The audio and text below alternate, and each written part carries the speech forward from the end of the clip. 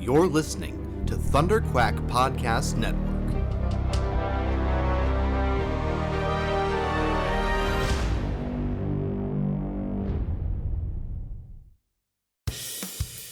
This is the Thunder Quack Podcast, the official podcast of Thunder Quack Podcast Network, where anything can happen. So strap yourselves in and hold on to your butts. It's Thunder Quack time! Hello and welcome back to the Thunder Quack Podcast, the official podcast of thunderquack.com, which you can get early every Tuesday over at patreon.com/thunderquack, just like our Patreon producers Brian Mirowski and JJ Samuel, or you can wait and get it late every Friday on podcast services across the galaxy. I am one of your hosts, Michael Cohen. And I'm your other host, Amanda Conkin.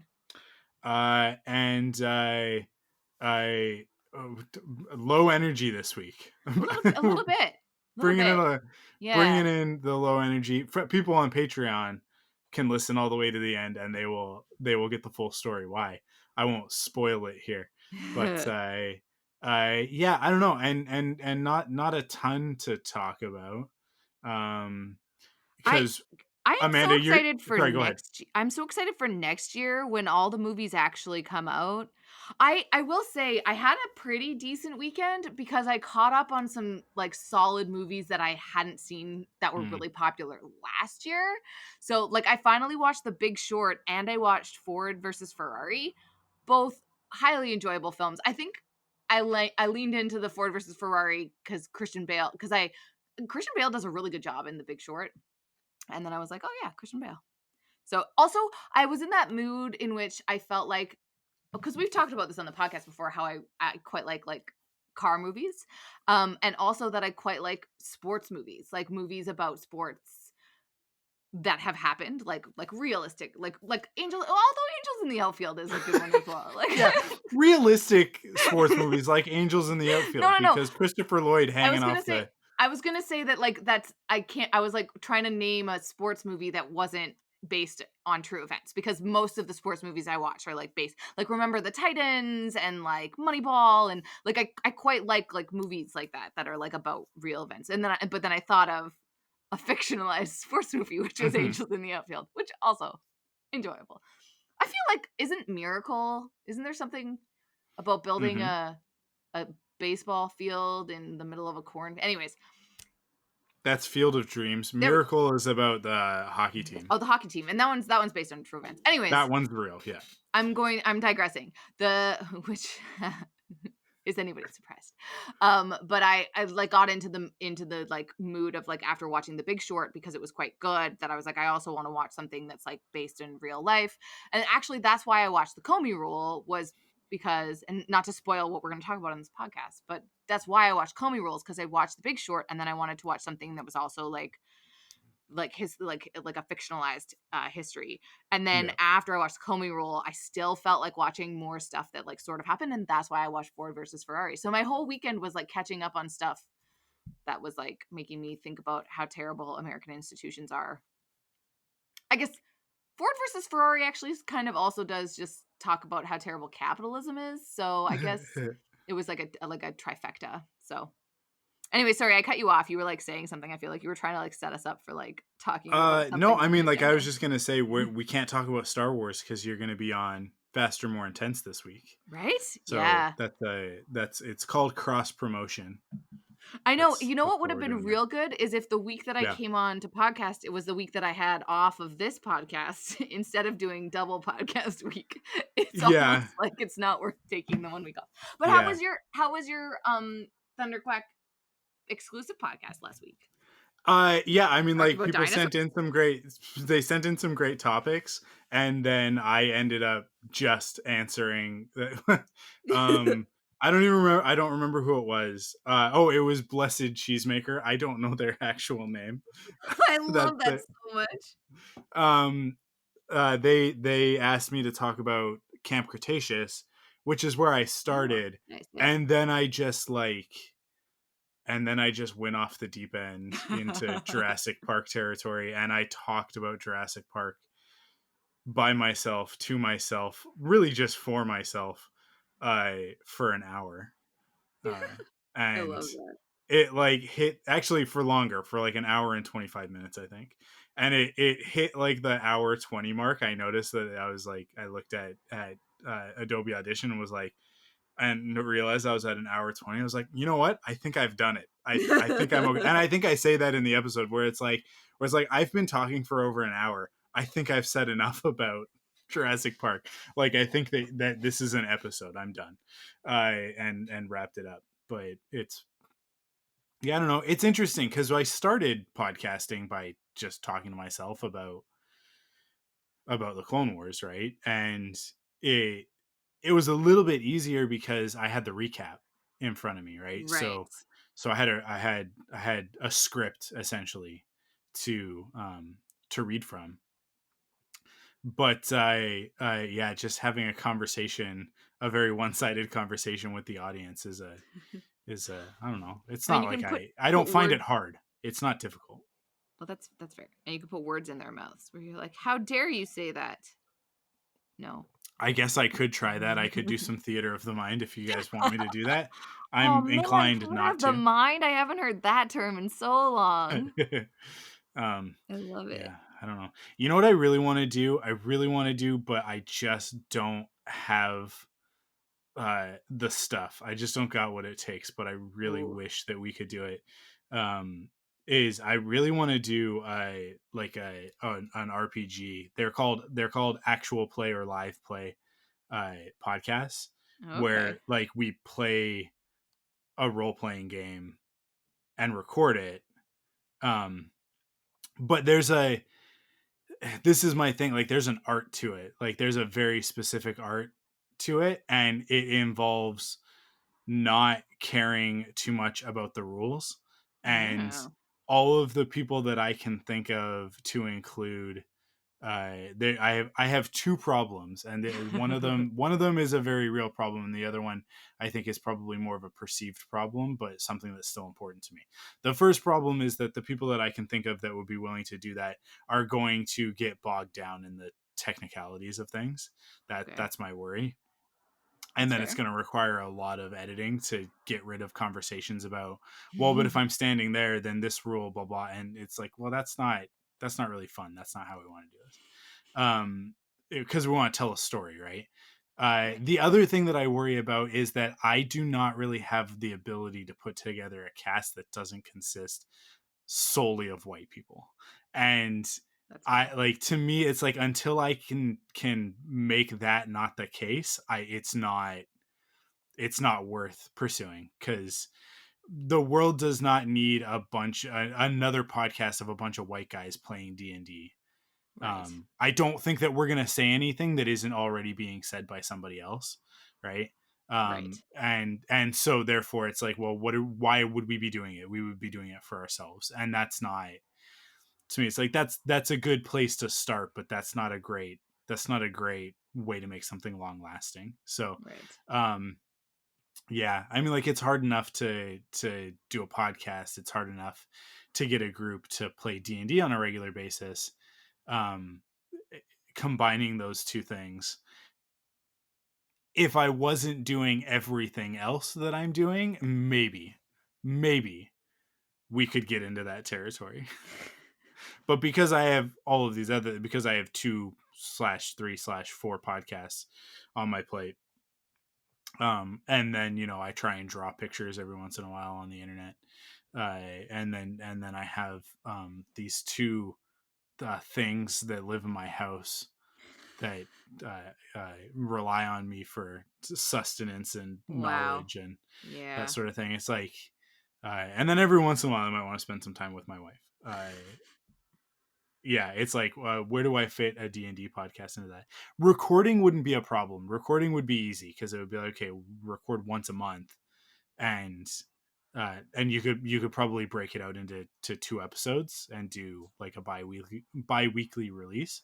Right. um but the editing that would be required on something like that would be when I do these podcasts, it's like I take the preamble that we do, I cut it and I put it at the end, and then I put music at the beginning and I put music at the end of the main conversation before the preamble, and that's it, right? Like, I mean, I do a little bit of audio cleanup as well, but I don't go in and like edit out pauses or get rid of the ums and ahs to make us sound more polished. Oh yeah, no, of course. Yeah. I personally find that stuff to be a little bit disingenuous. This isn't radio. This isn't This American Life or Serial. Like, what we're talking about, entertainment news. Like, this is a conversational podcast. Like, you're either here to hang out with us or you're not.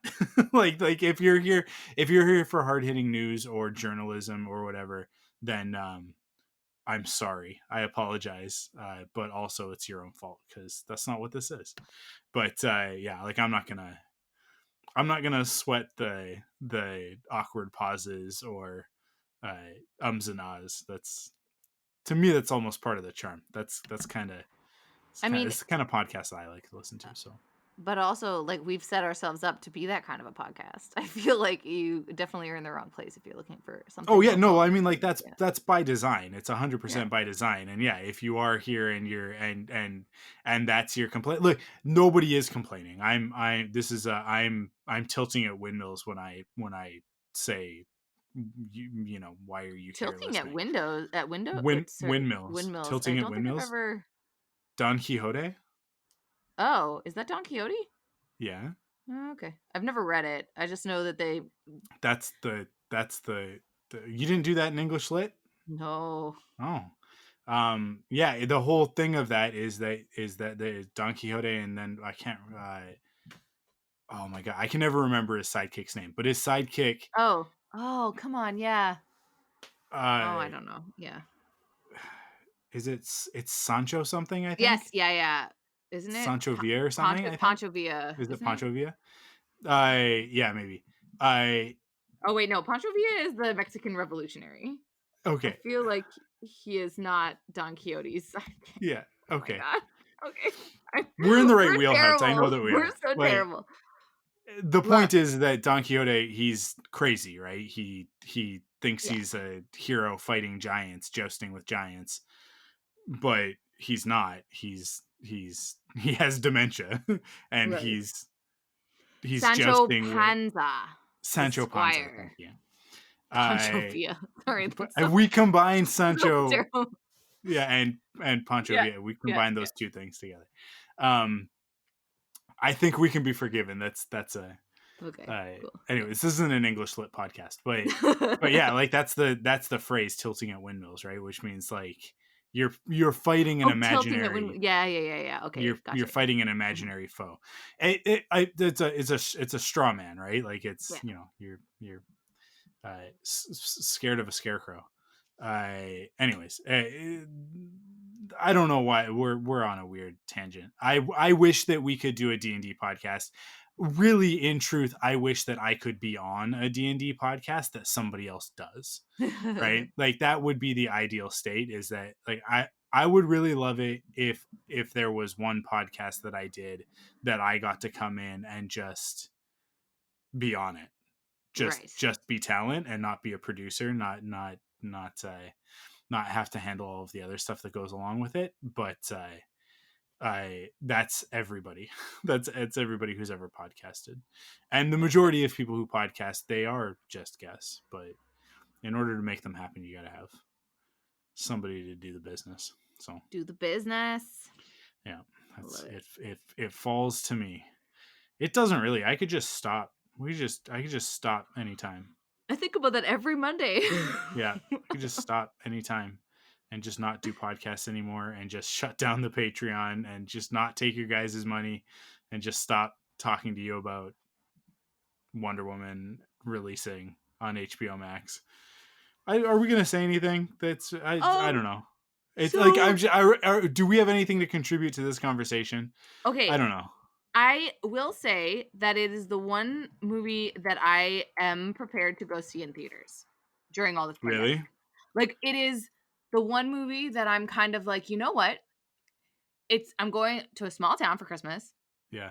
And they seem to be like, my mom has gone to the movies twice during the pandemic, and she's very like comfortable with how they're treating it, and they're playing it like all day, and she says it's very safe and all this stuff. And I'm kind of like, as safe as it can be, right? And I'm kind of Yeah. like, you know what? I would like to give Wonder Woman my money in a theater.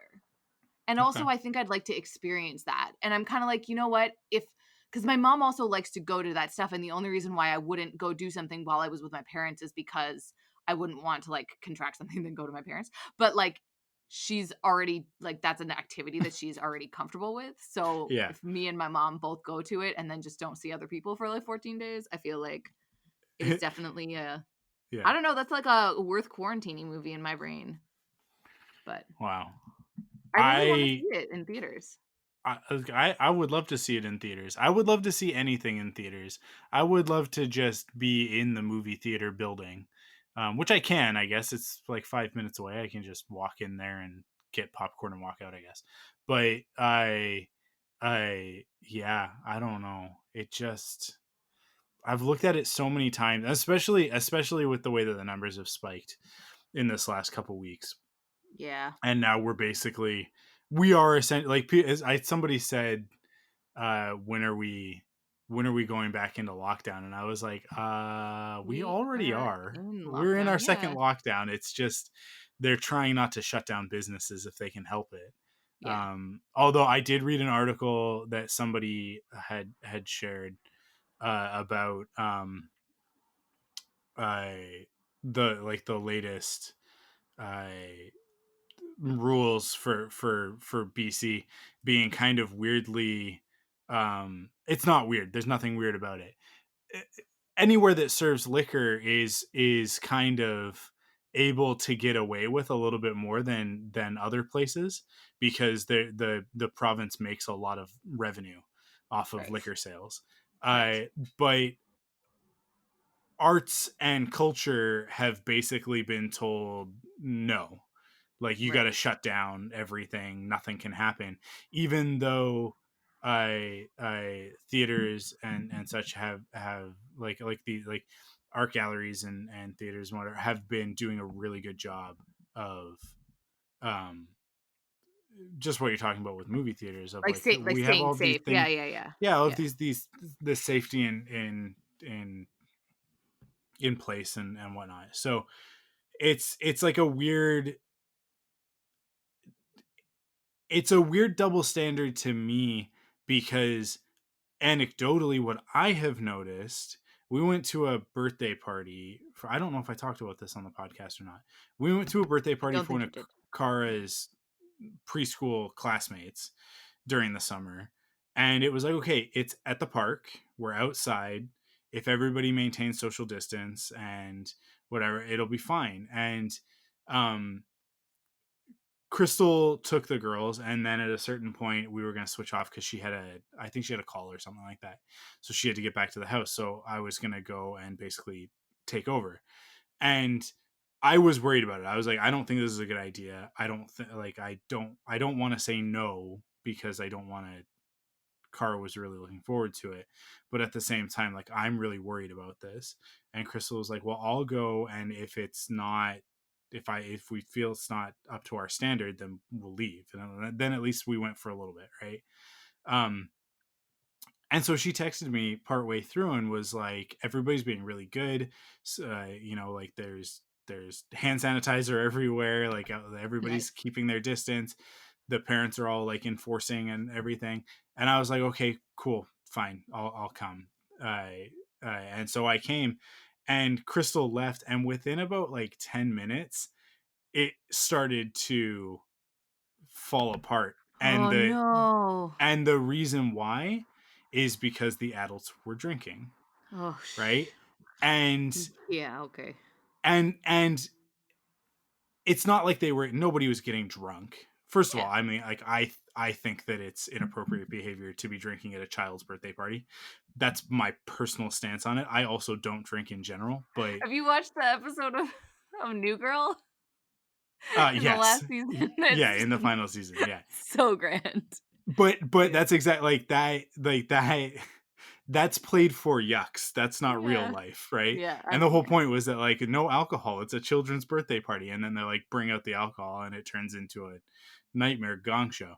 Um, People weren't getting crazy. They were just having a couple of drinks.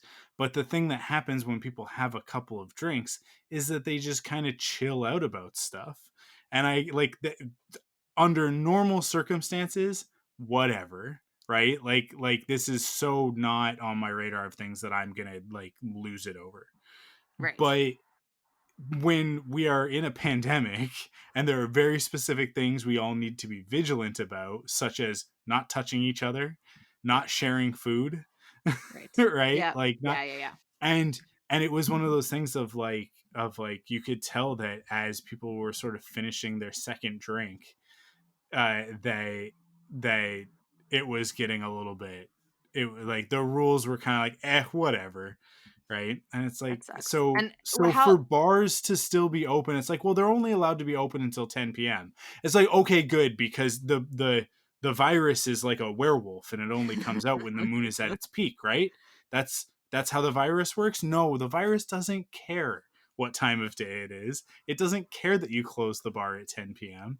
And all that does is make people go, "Whoa, man, bars close at 10 p.m. Let's hit it hard before that."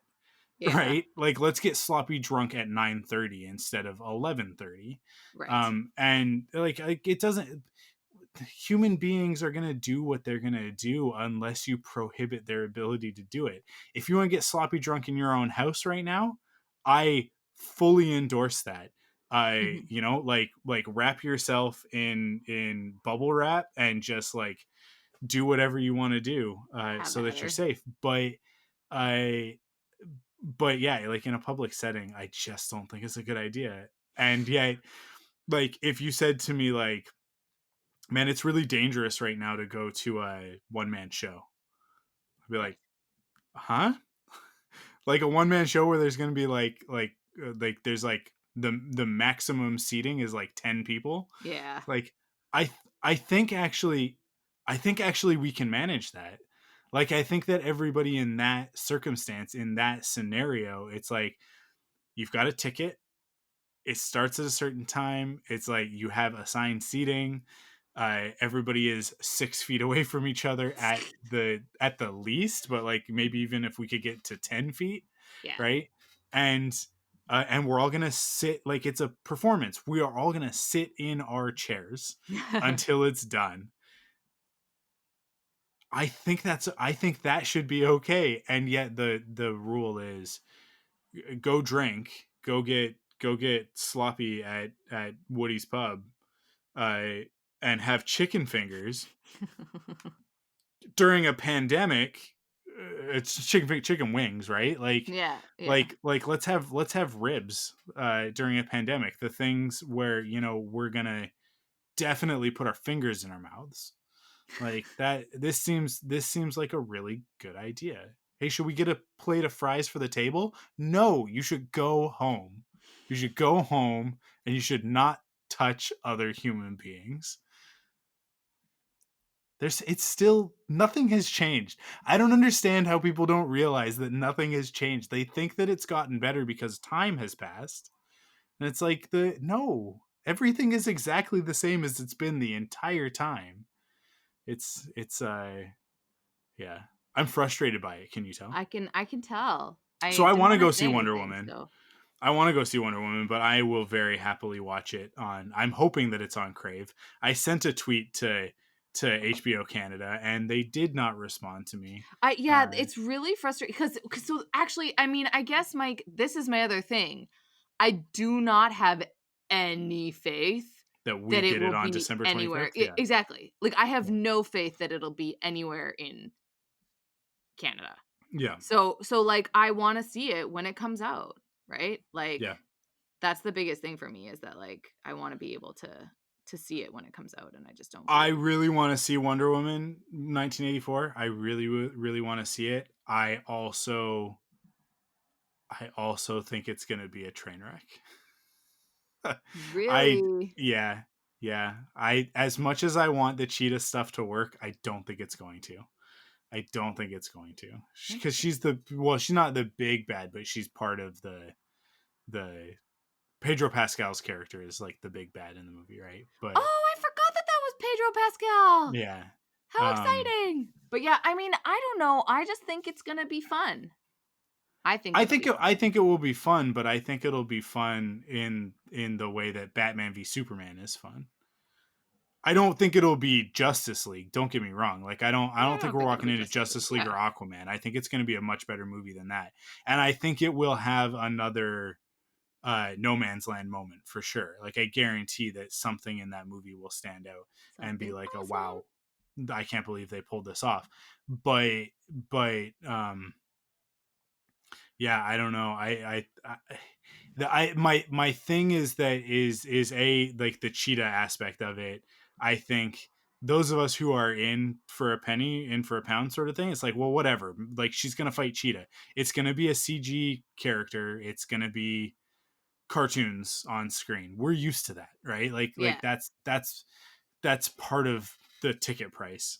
But I think that the general audience is going to be a little bit more like, I'm sorry, did that lady turn into a cheetah lady and then they fought and it was basically just a Pixar character fighting Wonder Woman, right? Like I think that'll be the response of a lot of people.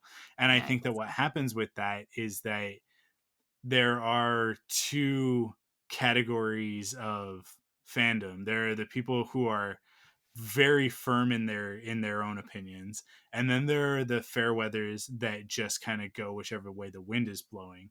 And when Entertainment Weekly posts an article about how audiences are reacting poorly to the CG in Wonder Woman 1984, those fair weather fans are going to start going online and saying, yeah, I hated it, right? Because that's what always happens. That's like and then Russia's going to get involved and they're going to start, manipulating it so that I love they so can much. sow more discord in the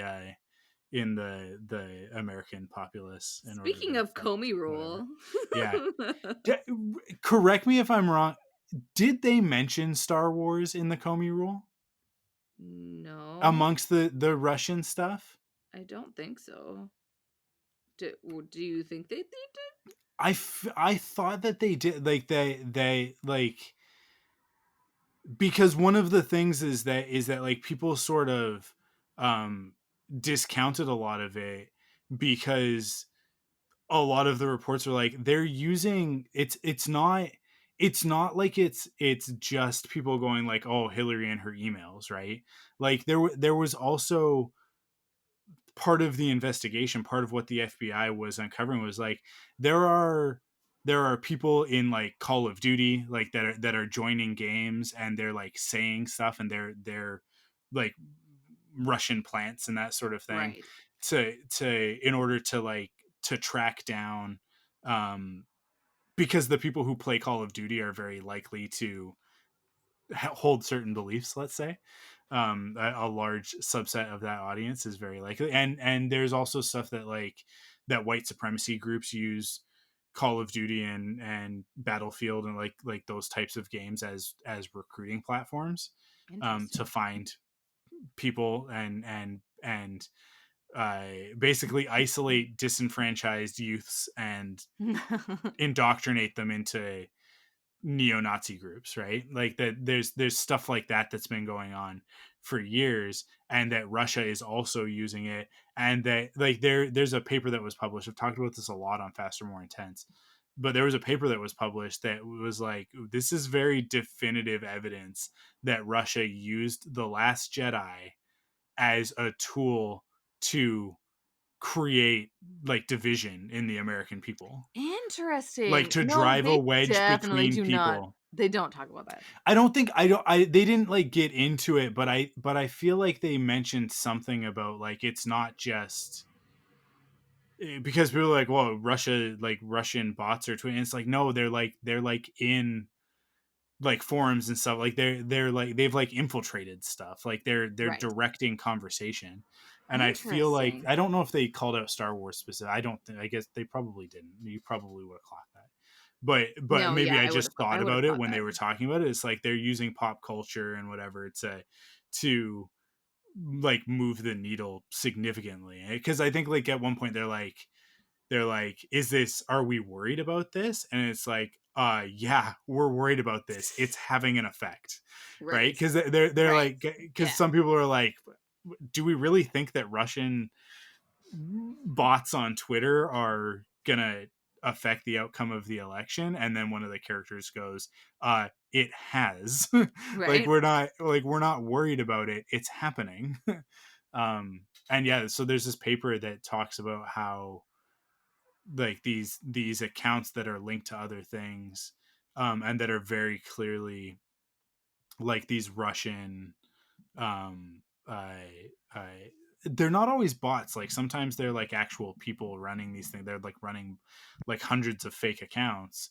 A lot of the people that were complaining about The Last Jedi were not real people, and that's why there's this weird uh dissonance within the Star Wars community of like, because then they did Star Wars Celebration.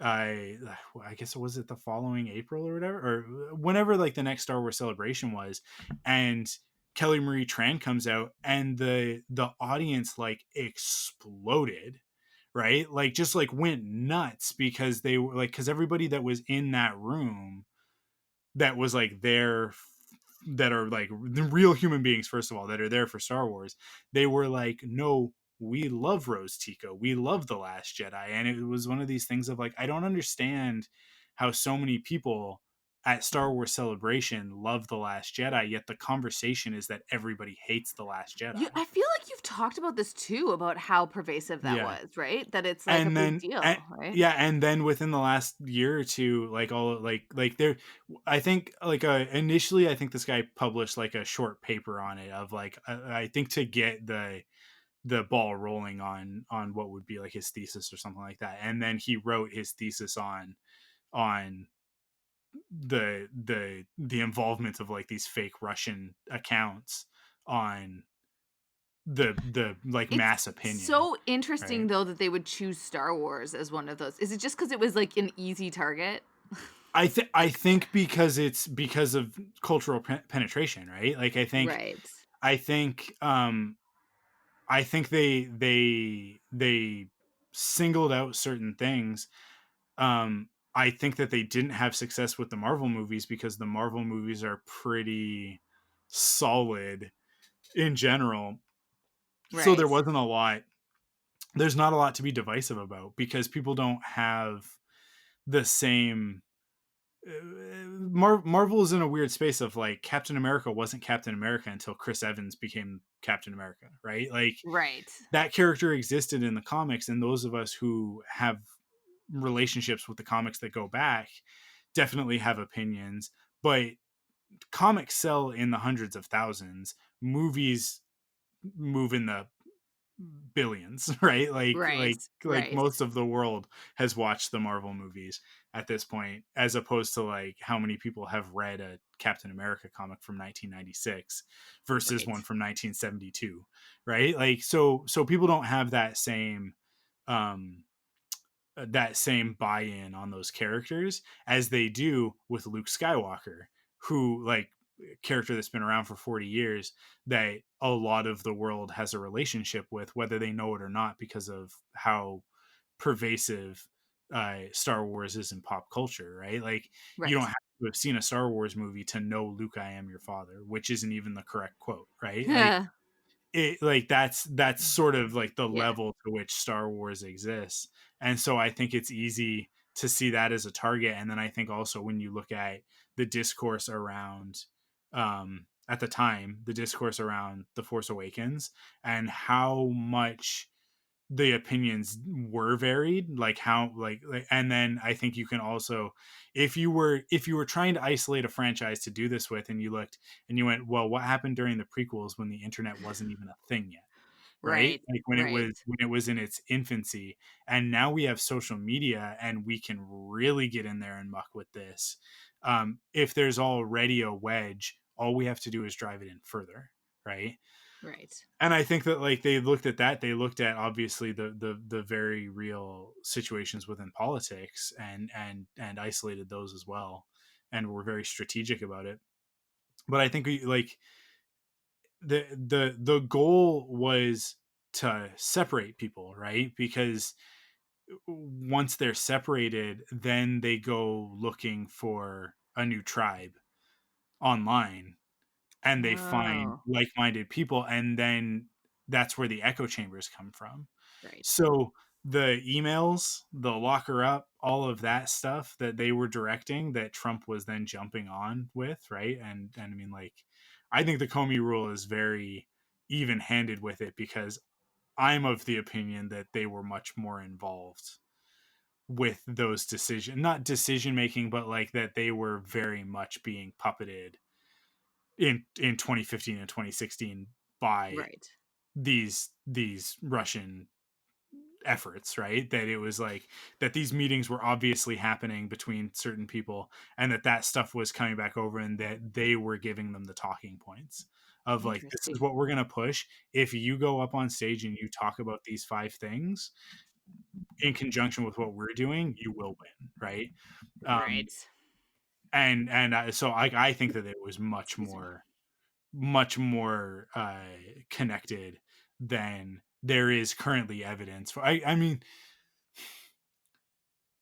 the Comey rule is about what Comey put in his book and what he could talk about, And right? I mean, it is, and it's And very then much his Mueller opinion continued because the it's, investigation. yeah, yeah, So Mueller has a bunch more dirt, that we know he has a bunch more dirt, because he's like, I have indictments, but we can't indict a sitting president, right? And right, that's why I've said for months, like, we're like Mueller is just like the FBI. I shouldn't say any one person. The FBI, which if you've watched the Comey Rule, you will understand is meant to be an impartial third party outside right, of the Republican Democrat sort of thing.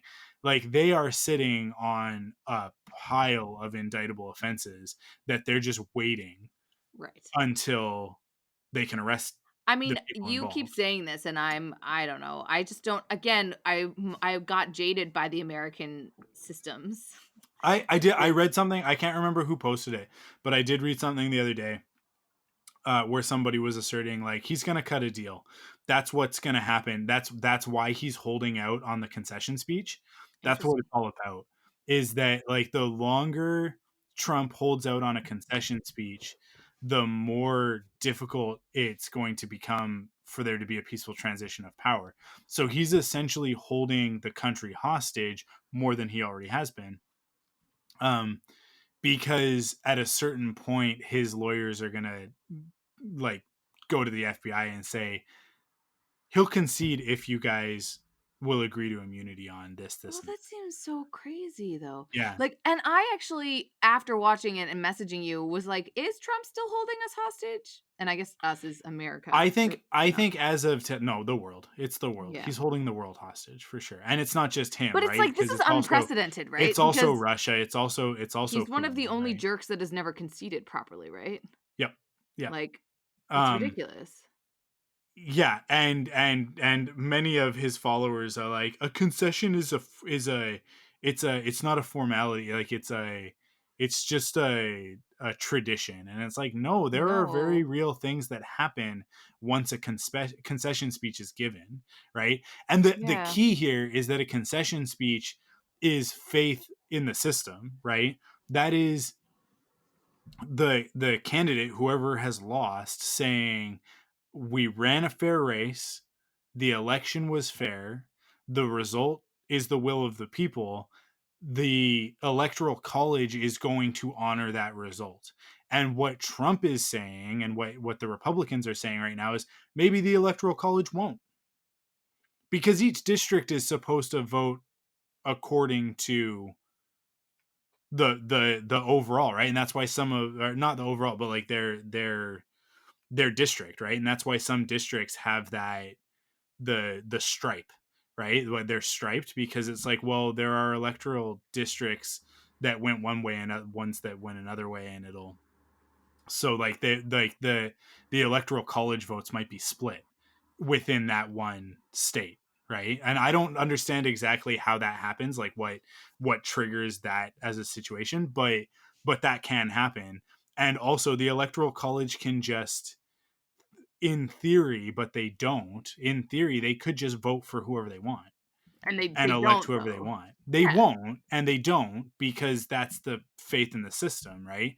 But also the the Republican ethic has been so compromised over the last, I would probably say, 16 years. It's not just Trump. I think this was happening during Bush and Obama as well. I think a lot of it happened in response to Obama, right? A black man was voted president, and I think that there are a lot of people in the white ruling class that have a real problem with that. And so I they mean, yeah. started playing dirtier than they ever had before, because they were like, well, if that can happen, then we need to fight for purity, right? Like these guys are white supremacists. They're white nationalists. There's no point in mincing words. And that's not the Republican Party as a whole. That is people within the Republican Party. And then I think that there are also people, there are people on both sides that fall under the white ruling class that just want to see that proliferate and propagated throughout time, right? Like they don't really care who's in charge as long as it's a white person. So I think that stuff has eroded the ethics of the Republican Party in particular, and that puts into question what, like, like, it's, I don't think that there's anything to worry about, but there is just sort of a little nagging voice at the back of my mind going like, is democracy done in the United States? Like, did they actually lose? Like, is it over? When Trump was elected, was that the end? Because No, because it's been functioning, hobbling along yeah, for the for sure. last little while, right? Like it's Yeah. I think that come January 21st, the world will be in a much better place. But I'm also worried about what's going to happen between now and then, and how things are going to play out.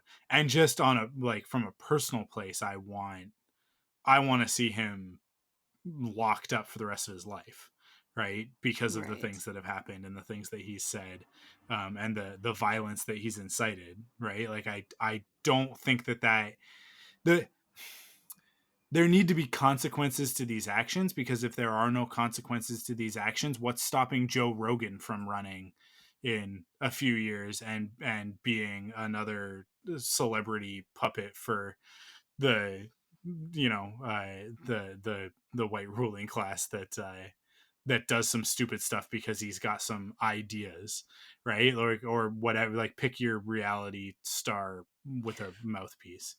um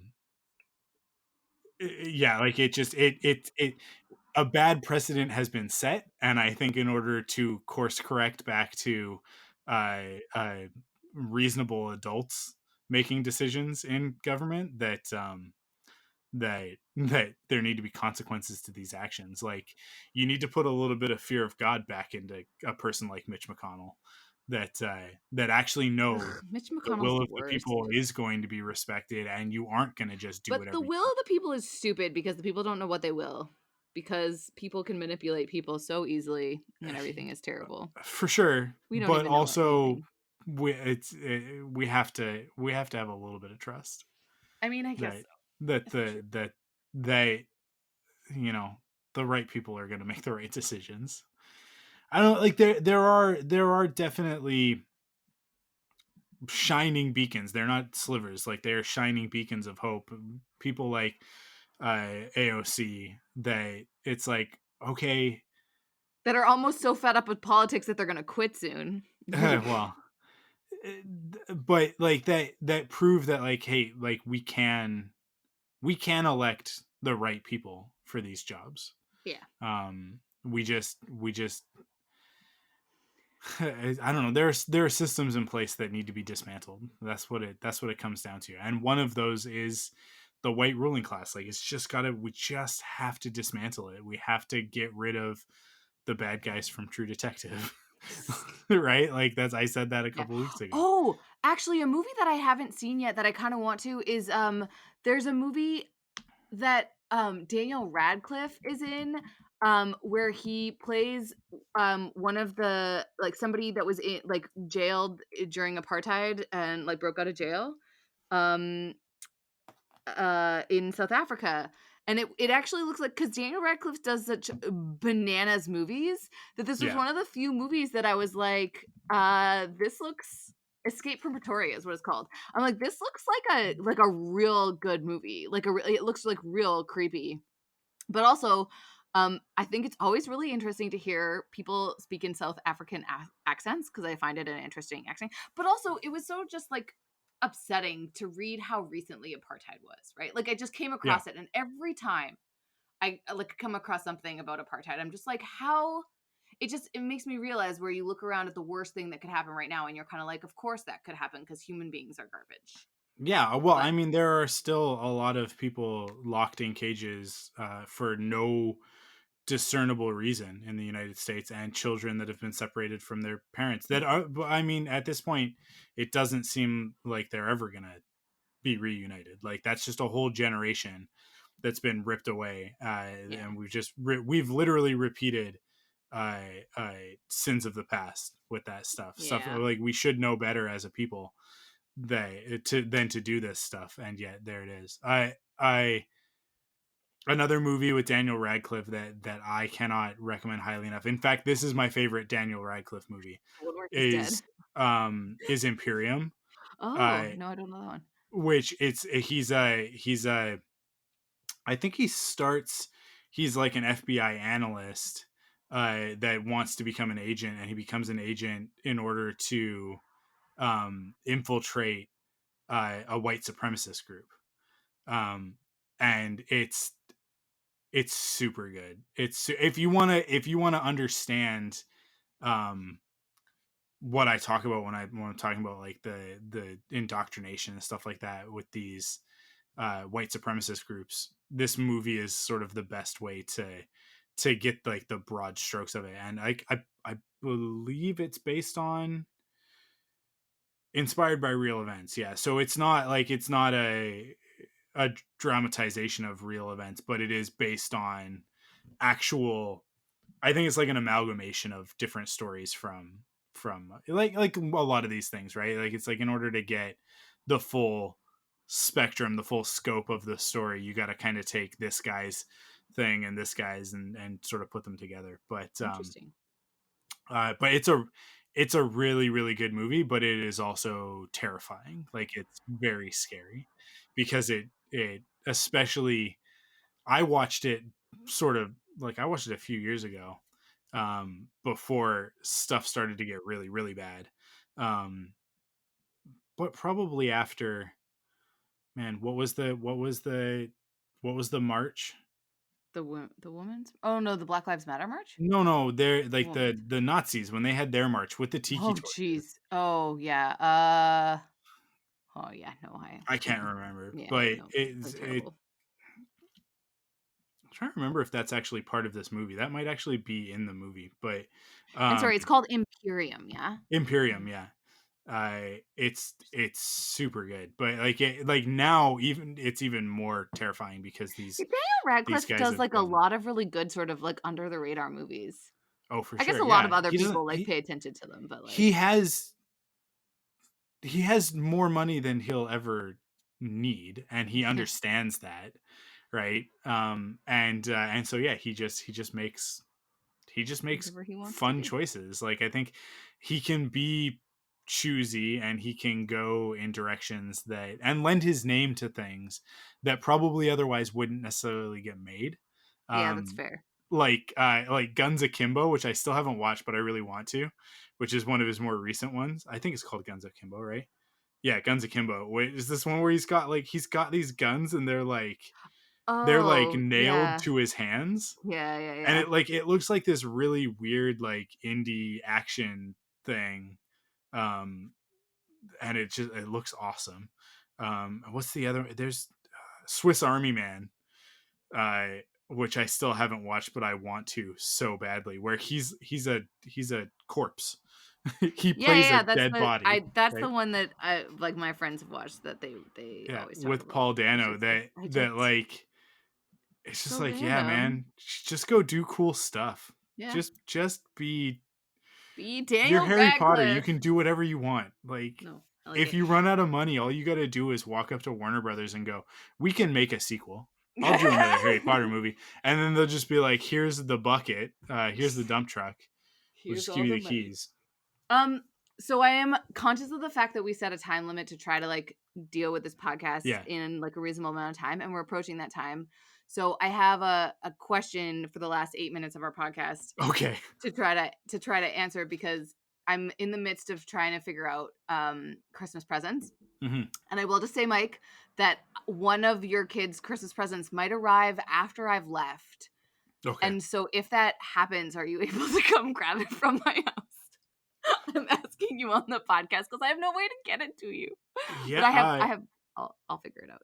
Yeah. But I have a friend that's staying here, so like it'll arrive. Like it's gonna arrive well before Christmas. But I'm realizing that I'm gonna be gone probably like the 12th of December. So Yeah. I'll let you know. I'm hoping that it all comes. But basically, what I did to like make sure that stuff comes to you okay is that I split up their gift, and I used the evilest corporation in the world to buy part of it, because their shipping, You just have to. it's just gonna come so soon, and I know it'll like be here, Just and you it's just have like to I just counterbalance it with yeah something yeah yeah. So I'm good. going through the So other stuff.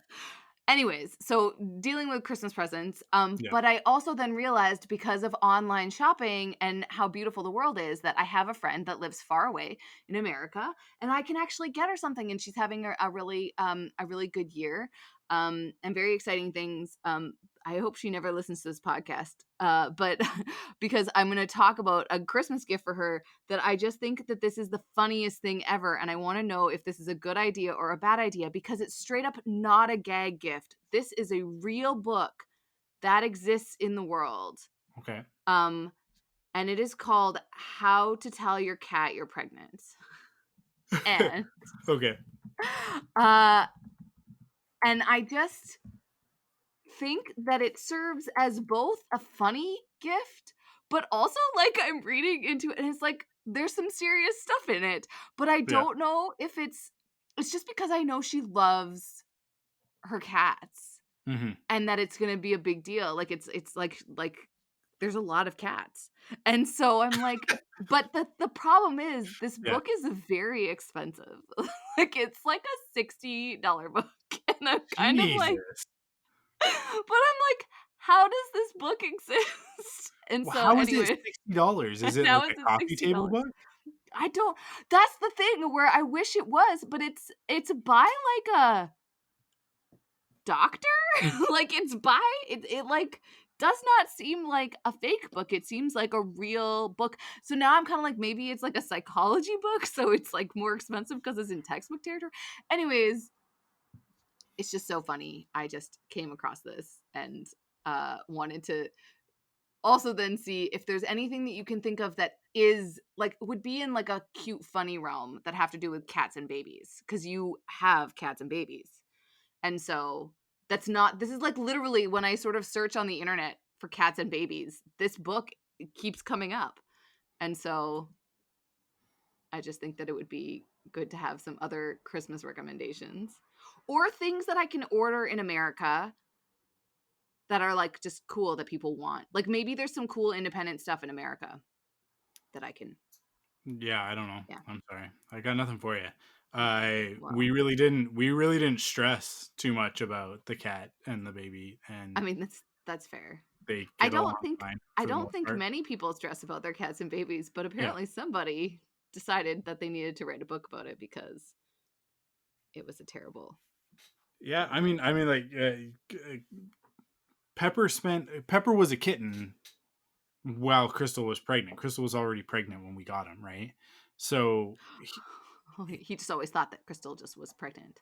That's just he's her never state of being. he's never known a world that didn't have some form of Akara in it, right? And Yeah, so there you like go. That's fair.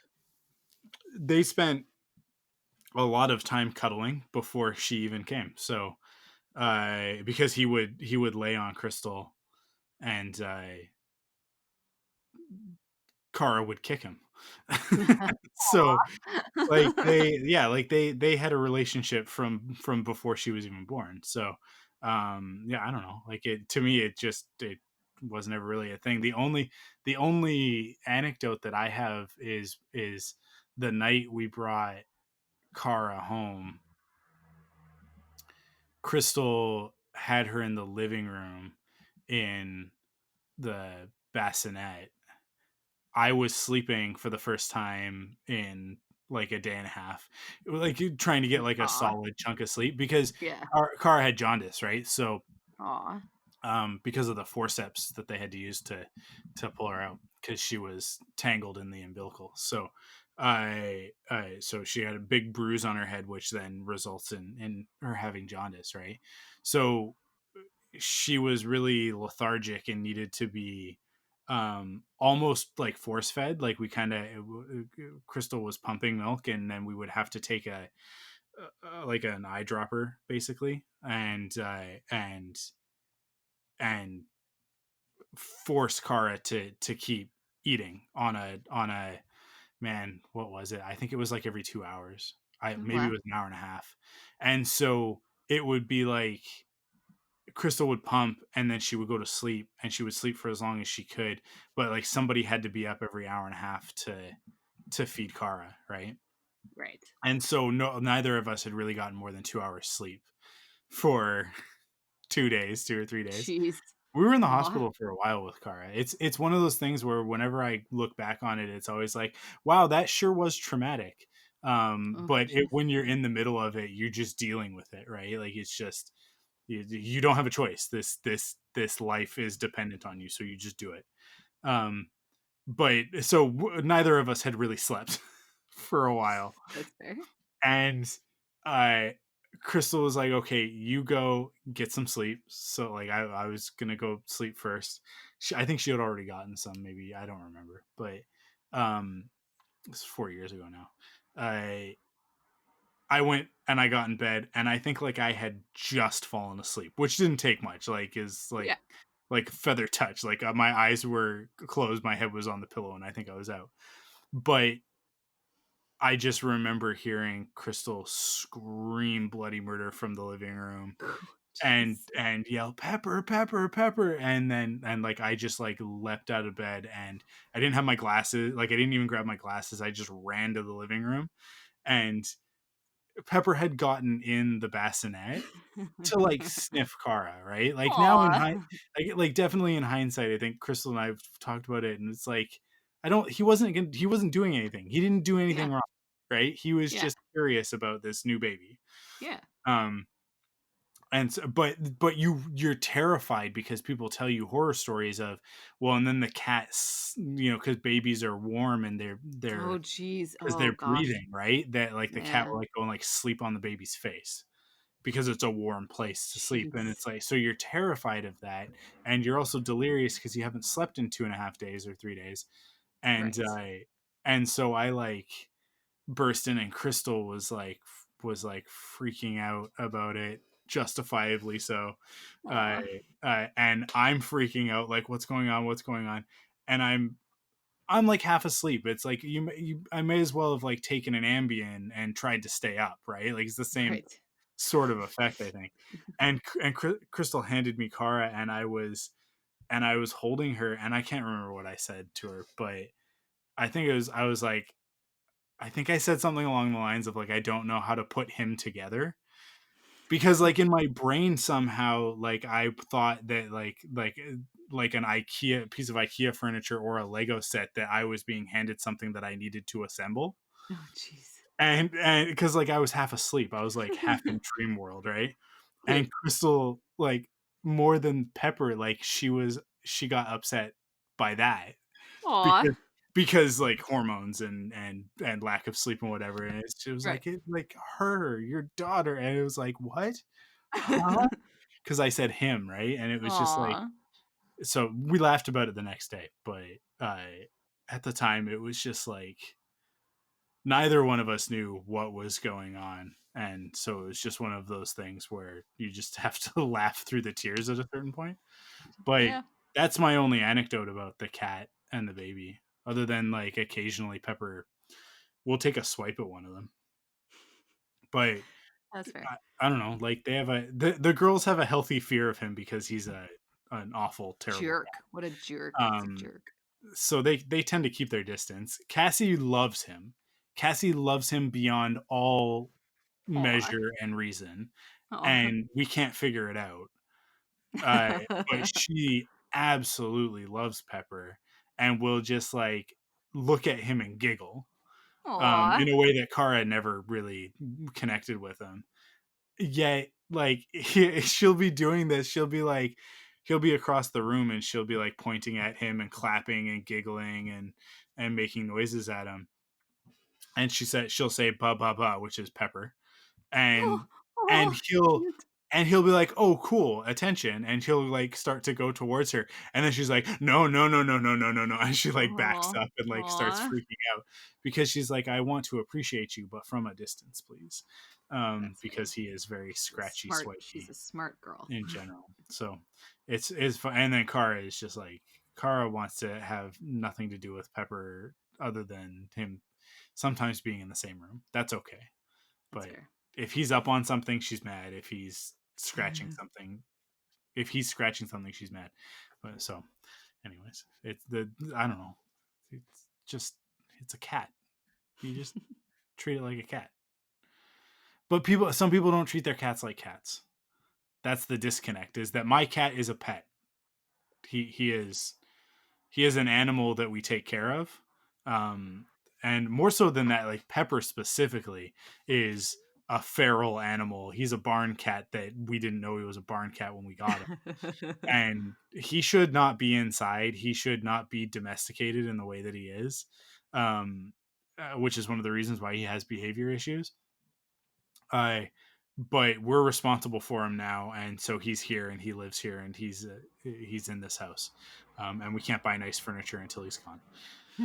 So we have kids anyways. It doesn't matter. We're not going to buy nice furniture for another 10 years anyways. But yeah, like I don't have that. I've never had that relationship with pets as much as I have many pets that I have loved, and I love Pepper. But I don't have that ideology that like I think your sister has with her cats of like the fur baby thing. Like Yeah, they're I hate babies. that.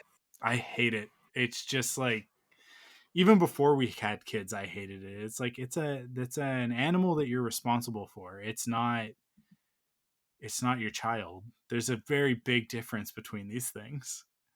Because Yeah, I mean, the cat can definitely affect the world around it, but not that much. Whereas a human being, you got to put some extra care and attention into that. It's a little I bit mean, more complicated than a cat or a dog. I mean, I don't think my sister thinks that her cats are people. But it was actually quite funny. Somebody at my work today was talking about how like they're like, I think that this dog has cost me more money than a kid does. We've spent thousands of dollars on it. I was like, I don't think you understand how expensive children are. Yeah, But yeah, yeah. Oh boy, I say yeah, and I laugh, because I'm in a room where right behind me there's a pile of Lego sets that are gonna need to get wrapped up and put under a tree in about a month. So, um, right on. yeah, I mean, like we spent more on Christmas this year than we planned on because we always do because that's always what happens because consumerism makes our decisions for us. Yes. So it's every year it's the same thing. In November I'm like, Christmas is not about presents. We don't need to buy them a bunch of stuff.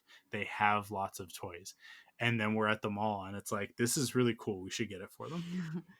I'm excited for the gifts I got, the gifts I decided on. But again, it's always one of those things where I have no idea because your kids just get so many gifts that I'm like, they probably have this. Whatever. Yeah, they are I don't know. definitely very spoiled. So Very, very whatever. spoiled. It's good. If they have it already, then they'll just have it more of the same thing. So Okay. yeah, I'm sure they'll be happy with it. I hope so. Anyways. Cool. Hey, I think we Cool. did it. Yeah, I we're think we wrapped did up. an episode. I think Yay, that's it. exciting. Um, Wonder Woman in the Comey Rule. yeah, That's kind of. nerdy stuff. Well, the we Comey kind Rule of that was talked actually around about them, Star but Wars. That was yeah. actually about Star Wars. Yeah, we didn't actually talk about either of those things themselves. We The talked about Comey their... Rule is fantastic, and everybody should watch it. Yeah, it's good. Yeah. And Wonder Woman, I don't know. There's not much to say other than I'm it's finally coming excited to see a to movie that I was supposed to platforms. see earlier this Yeah. year, so that's good. Oh man, your yawn just made me yawn. Sorry, Through. did I yawn? I didn't Yeah. even notice. Okay. It's late. We're done. Yeah, Thanks we're for done. listening. Thank you guys. We'll be back next week with another episode. Hopefully, higher energy, better spirits. Yeah. I don't know. This was fine. It was a good episode. You guys should just be thankful you get anything at all. Happy Thanksgiving to American listeners. Oh yeah. Happy Turkey Day. Fake Thanksgiving. Yeah. Hey, Stay safe, hey, everybody. Yeah. hey, cancel your plans. It's too Oh, late. I mean, This comes out on It's Friday. too late. This comes out on Friday. I hope you canceled your Yeah. plans. I'm disappointed in you if you didn't. If Or you that went, you were very safe, right? if you traveled outside of your, what do they go? I guess it's counties for them, right? Or like if you like crossed a city limit or whatever and gathered with people who were from other places, then you've made a really bad decision. I mean, okay. You're very irresponsible. I'm going home for Christmas. But you're going and staying. I am going and staying. I mean, that's true. Maybe you're not going other for a people meal. are going. Yeah, that's true. I'm not going for a meal across county lines for a meal. And Yeah, there's a difference. Like you are going, and then when you come back, you'll isolate. Yeah, right? in my bedroom. Like you're gonna isolate beforehand, and you're gonna isolate afterwards. Yeah. So afterhand. Mm-hmm. Afterhand, yeah, that's the thing. It's true. So yeah, like I think that you are making all of the right precautionary decisions in order to do what you're gonna do. Yeah. I think that people who are just going over to somebody's house for a meal are probably not being very irresponsible. Yeah. You can have turkey by yourself. Or set up Zoom karaoke with your family. That's what I just told all my family that for Christmas I will host Zoom karaoke, even though we're all going to be in the same city, but we just can't meet together. So there you go. I told. I mean, obviously we're in Canada. We did Thanksgiving a month and a half ago, but my parents wanted to see us this past weekend to start decorating their house for Christmas. It's a very long process for them because they go crazy with Christmas stuff. And the conversation was, no, we're not going to do that because we would rather not see you guys for the next few weeks so that we can see you at Christmas than take the risk right now with the numbers going up. Right. And my dad was like, yep, that's actually very smart. And that's what we're going to do. Cause I don't want to miss out on Christmas. That's the thing is that like, I want to be able to go see more than the safe 6 people in our bubble, which is the 4 people in this house. And then Crystal's parents. There's 4 people in your house? Oh. Yeah. There are 4 human beings in this house. Children count, Amanda. No, I was only counting the kids. Oh, you were only counting Crystal. Them. You didn't count me and Crystal. I don't think I count. I was like, no, you just have the 2. Yeah. Sorry. Yeah, but yeah, like it yeah, be safe now so that in a month we can maybe have some of the restrictions that are current. I mean, in the States, I don't think that you guys have any hope of having a normal Christmas, but because it's just so far gone. But be as safe as you can be. But be as safe as you can be, because man, there's no takebacks on it. If you got a relative sick and they died, how would you feel? Yeah, that would not be good. So what a bummer of an episode. Yeah.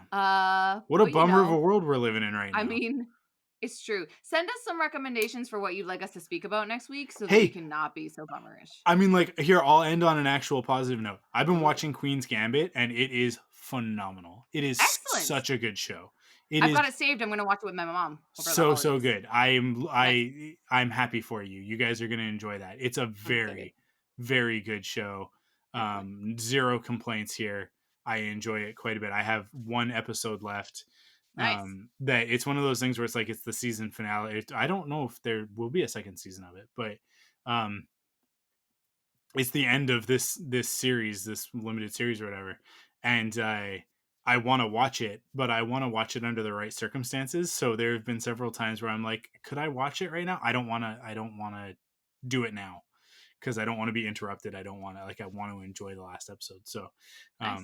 it's just sort of sitting there waiting for me for when it's appropriate, Very for when exciting. I've got that moment. But Nice. it's a very good show. I like it very much. The Mandalorian is also continuing to be so awesome. And hopefully this week maintains that. But Yeah. we're going to talk more about The Mandalorian on Faster, More Intense in a couple of days. Which I will be on. Whoop, whoop. Which you were already on for most yeah. listeners. That's that episode's yes. already out. You can go listen Okay. to it now. Wow, but if the you're world... a Patreon supporter, we record it tomorrow as of this release. And then it'll be out the day after that, the Thursday morning. Actually, maybe it'll be out the Wednesday night. I don't know. We'll see if I Future is weird, right? Like, yeah. I could be talking to you from the future about the past that is my future. Whoa. We could all be dead. Okay. Well, that's upsetting. I mean... You never know. Okay. Yeah, we should create a podcast that will only release on the event of our deaths. Sorry, I just got so dark. We gotta finish. Is it? But okay. Is it when we both die, or do we both have to die at the same time? Oh, I think it would be like a beautiful... I don't know. Maybe it's like we have 2 podcasts, one on the event of your death, one on the event of my death, and then one on the event of both of our deaths. Okay. So it's 3 podcasts. All right. With fail safes. But it's like, I feel like the thing with like, yeah, anyways, sorry. It was weird. I didn't think it through. Obviously, you let me know. I absolutely think that we should do this, and that, and then like I will put them on a USB drive and put it in our whatever, like our lockbox at the bank. What do you call them? Safety deposit box. What a good idea! And then it's like upon the like, yeah, and I'll and then leave instructions. Yeah, we should do that. We should 100% do that. That would be a very weird, eccentric thing. There's got to be something on the internet that exists where you can record messages, and then on the event of your death, it'll get released. Like, it's something that's probably like a fail safe where you have to like once a year you have to like say that you are still alive so that it doesn't release it. There's got to be something. Come on, technology like this has to exist. If that doesn't exist, that's a $1 million idea, maybe. Right? I don't know. Yeah. I mean, I think that would be like, what a beautiful thing that you can just like always have like check-ins for those. It's so funny because I just last night watched the episode of Community or I only really caught the end of it, but the episode of Community where Pierce's mom dies, and that's when we learn that he's in like the Laser Lotus cult, and he's got the lava lamp, and they're like, why are you carrying around the lava lamp? And he's like, you mean this cryo tube with my mother's vapor energy or whatever? And they later on in the episode, towards the end of the episode, they find a CD that's like a recording from his mom that's like, oh, in the event of my, like, if you're listening to this, then that means that I'm dead. And she's like telling him, you know, like that cult that you belong to isn't, it's nonsense. I'm gone. I've died. I'm not in that lava lamp, whatever. And he pulls it out at the end, and he just chucks it out of the window, and he's like, wow, her mind really went there at the end. It's because it was like the most like sober, like like reality check sort of message ever from beyond the grave. And he's just like, oh man. And he's just in harsh denial. But Community is the best television show ever made. Pretty grand. I think we've said that before on this podcast. Okay, Now we're really done. We talked for an extra 15 minutes, more than we were supposed to. Hopefully we're not dead. One of us is not dead by the time that this releases. That would be a real bummer. But thank you guys for listening. And provided we don't die, we'll be back next week. Stay safe, everyone. Wash your hands and be kind to one another.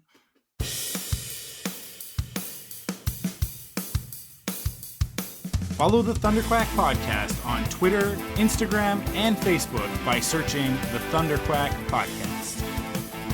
You can support us in 3 ways. First, by heading to the podcast service of your choice and leaving a rating and review. Second, by going to store.thunderquack.com to pick up some merch from your favorite podcasts. And last but not least, by heading to patreon.com/thunderquack to kick in with your monthly pledge of support and get cool rewards like early access, ad-free episodes, and extended episodes. The Thunderquack Podcast is the official podcast of thunderquack.com. Head to thunderquack.com to discover more great podcasts.